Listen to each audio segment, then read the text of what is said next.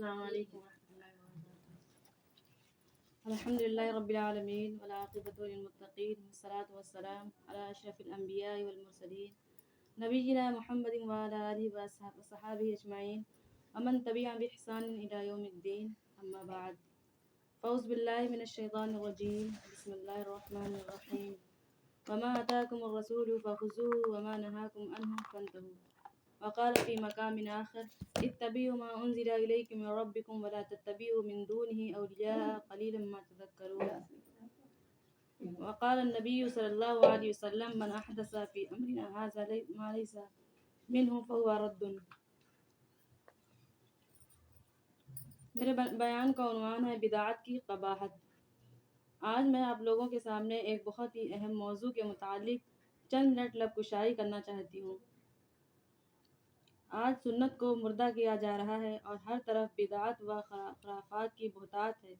شیطان ملعون نے عجیب طریقے سے لوگوں کے اعمال صالح کو برباد کرنے کی سازشیں رچی ہیں۔ کوئی ایسا اسلامی مہینہ باقی نہیں بچا جس میں بدعتیں انجام نہ پاتی ہوں۔ میں مناسب سمجھتی ہوں کہ مرجوع بدعات و خرافات کی شکلوں اور صورتوں کی بطور مثال بیان کر دوں تاکہ موضوع کو سمجھنے میں آسانی ہو، جیسے نماز کے لیے زبان سے نیت کرنا، فرض نمازوں کے بعد اجتماعی دعائیں کرنا، قرآن خوانی کرانا، 10واں 20واں 40واں اور برسی کرنا، عید میلاد النبی منانا، شب برات میں حلوہ بنانا، ماہ سفر کو منحوس سمجھنا، اس میں شادی بیاہ نہ کرنا، محرم الحرام میں تعزیہ بنانا، غم کا دن سمجھنا، نوحہ و ماتم کرنا، 11ویں شریف منانا، رجب کے کنڈے بنانا وغیرہ وغیرہ۔ ان بدعات و خرافات کا اسلام سے کوئی تعلق نہیں ہے۔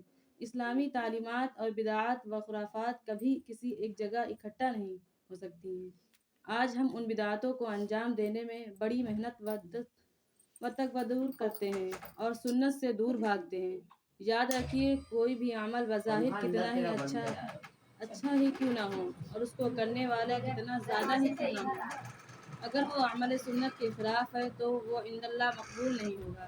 جیسے کہ اللہ کے نبی صلی اللہ علیہ وسلم جناب محمد رسول اللہ علیہ وسلم نے فرمایا، من احدث فی امرنا ھذا ما لیس منہ فہو رد۔ جس نے ہمارے دین میں کوئی ایسی چیز ایجاد کی جو ہماری شریعت میں نہیں ہے تو وہ عمل مردود ہے، مقبول نہیں ہے۔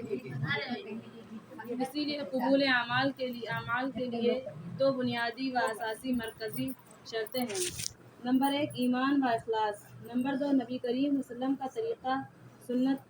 آج ہمارے اکثر مسلمان بھائی ان اصولی و بنیادی باتوں کی طرف توجہ کم دیتے ہیں، دین کے تعلق سے غور و خوض کم کرتے ہیں، مگر سماج و معاشرے میں رائج رسوم و رواج کی طرف توجہ بہت دیتے ہیں۔ دینی تعلیمات سے پہلو تہی اختیار کرتے ہیں، سنت و شریعت سے بے اعتنائی برتتے ہیں اور جہالت کو ترجیح دیتے ہیں، جس کی وجہ یہ ہے کہ آج ہم حرمت و سنت کی پامالی کرتے ہیں اور بدعات، خرافات اور رسم و رواج کو دین کا درجہ دیتے ہیں۔ الیاذ باللہ، استغفر اللہ، جبکہ اللہ رب العالمین نے ہمیں اس بات کا پابند بنایا ہے کہ ہم زندگی کی تمام شعبوں میں وہ چیز اختیار کریں جو جناب محمد رسول اللہ علیہ وسلم نے امت کو عطا کیا ہے، اور ہم ان ساری چیزوں سے دور رہیں جن سے اللہ کے رسول صلی اللہ علیہ وسلم نے منع فرمایا ہے۔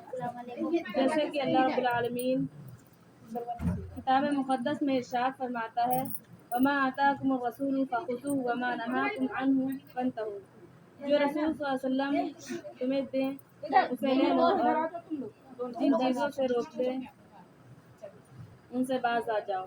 اور ایک دوسری جگہ فرمایا، اتبعوا ما انزل الیکم من ربکم ولا تتبعوا من دونہ اولیاء قلیلا ما تذکرون۔ ہمارے رب کی جانب سے جو بھی نازل کیا گیا اس کی اتباع و پیروی کرو اور اس کے علاوہ اولیاء کی پیروی مت کرو، مگر تم لوگ کتنے کم نصیحت پکڑتے ہو۔ دین میں بدعت ایجاد کرنا بہت بدترین عمل ہے، اسی لیے آپ صلی اللہ علیہ وسلم ہر خطبے میں صحابہ کرام رضی اللہ عنہم کو بدعت سے بچنے کی تلقین کرتے تھے۔ آپ انہیں کلام ربانی کی صداقت و عظمت سکھاتے تھے۔ آپ صلی اللہ علیہ وسلم ہر خطبے میں پڑھتے تھے، فَإِنَّ خَيْرَ الْحَدِيثِ کتاب اللہ وخیر الہدی ہدی محمد وشر الامور محدثاتها۔ سب سے بہترین بات اللہ کی کتاب ہے اور سب سے اچھا طریقہ محمد صلی اللہ علیہ وسلم کا طریقہ ہے، اور سب سے بدترین کام دین میں بدعت ایجاد کرنا ہے۔ ہمارے اسلام بدعت کے بڑے مخالف ہیں، سنت کے سخت پابند تھے، کیونکہ یہی ایمان و عقیدے کی سلامتی کی دلیل ہے اور یہی اسلام کا تقاضا بھی ہے۔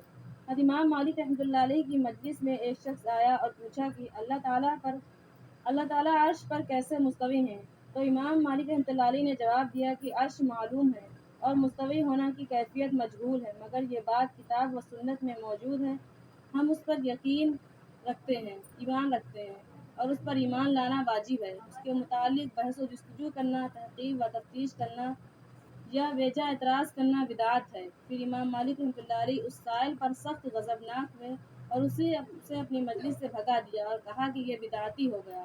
معلوم ہوا کہ اسلاف بدعت کے شدید خلاف تھے اور بدعت پر مخالف کیوں نہ ہوں، جبکہ شریعت اسلامیہ میں بدعتوں کو پناہ دینے والوں پر لعنت بھیجی گئی ہے، تو پھر اہل بدعت کا کیا حشر ہوگا؟ اللہ اکبر۔ آپ صلی اللہ علیہ وسلم نے فرمایا، لعن اللہ من آوى محدثا، جس نے بدعتیوں کو پناہ دی اور ان کی عزت و توقیر کی، اس پر اللہ کی لعنت ہو۔ اور ایک حدیث میں آپ صلی اللہ علیہ وسلم نے بدعتیوں کی ساری عبادتوں کو عدم و قبولیت کا اعلان فرمایا ہے۔ حضرت علی رضی اللہ عنہ کے پاس جو صحیفہ تھا اس میں یہ بات بھی موجود تھی۔ آپ صلی اللہ علیہ وسلم نے فرمایا، المدینۃ حرام ما بین غیر الی طور، فمن احدث فیہا حدثا او آوى محدثا فعلیہ لعنۃ اللہ والملائکۃ والناس اجمعین، لا يقبل اللہ منہ یوم القیامۃ صرفا ولا عدلا۔ مدینہ غیر سے سور جگہ کا نام ہے، تک حدود حرم ہے۔ اب یہاں اگر کوئی بدعت ایجاد کرتا ہے یا کسی بدعتی کی تعظیم و توقیر میں اسے امان یا پناہ کرتا ہے، اس پر اللہ کی لعنت، فرشتوں کی لعنت اور تمام لوگوں کی لعنت ہے۔ اللہ تعالیٰ قیامت کے دن اس کے سارے فرائض و نوافل عبادات کو قبول نہیں فرمائے گا۔ اللہ اکبر۔ بدعتیوں کو توبہ و استغفار کی بھی توفیق نہیں ملتی ہے، اسی لیے کہ وہ بدعت کو عبادت سمجھتے ہیں اور اپنی خود ساختہ عبادت کو مضبوطی سے تھامے رہتے ہیں، اور جب انہیں نصیحت کی جاتی ہے تو وہ اپنے آباء و اجداد کا حوالہ دیتے ہیں اور کثرت سے تعداد کو بنیاد بنا کر سنت و شریعت کا استہزاء مذاق اڑاتے ہیں۔ ایسے لوگوں کو اللہ تعالیٰ سے ڈرنا چاہیے، کتاب و سنت کی صاف و شفاف تعلیمات پر عمل کرنا چاہیے۔